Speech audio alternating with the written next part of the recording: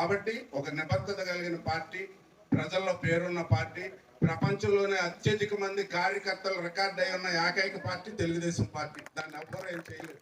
మరి జగన్మోహన్ రెడ్డి గారు గెలవంగానే అనుకున్నాడు అసలు తెలుగుదేశంలో తీసేశారు, అసలు ఎక్కడ పోటీ చేయలేదు. ఆయన పెట్టే అరాచకాలు, హింసలో చంద్రబాబు నాయుడు గారు చూడలేక మండలానికి మీరు పోటీ చేయొద్దు, జడ్పీటీసీలు పోటీ చేసి నామినేషన్ వేసిన మానేయండి.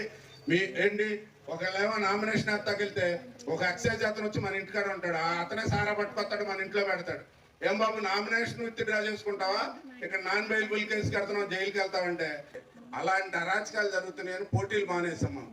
అయినా ఈ గుంటుపల్లిలోనూ అలాగే సీను దగ్గర మన రాగుంపాళ్ళను ఊరికే ట్రయల్ గా పెట్టాం పోటీ. మరి గుంటుపల్లిలో మన అందరం కలిపి మంచి మెజార్టీతో గెలిపించుకున్నాం ఇక్కడ ఎంపీటీసీని. అలాగే రావుకుంపాడు కూడా మనం గెలిచేవాళ్ళమే. జనసేన సపరేట్ గా పోటీ చేయడంలో ఒక 250 ఓట్లు అలా పట్టడంలో అది పోయింది. అక్కడ కూడా బాగా కష్టపడ్డారు. అంటే మండలం మొత్తం మనం కష్టపడినట్టయితే మండల పరిషత్తు, జడ్పీటీసీ రెండు కూడా మనకు వచ్చాయి. కానీ మనల్ని లెక్కలు పెడతాం ఇష్టం లేక చంద్రబాబు నాయుడు గారు కంటెస్ట్ వద్దన్నారు. ఇవాళ మనం ఈ 3 పార్టీలు కలిసింది ఎందుకు? మోదీ గారి దగ్గర నుంచి గ్రాంట్లు కావాలి, రాజధాని పూర్తి చేసుకోవాలి, పోలవరం పూర్తి చేయాలి, మన అందరికీ ఆరాధ్య దైవం కంటే ఎక్కువైంది చింతలపూడి ఎత్తిపోతలను కూడా మనం పూర్తి చేసుకోవాలి.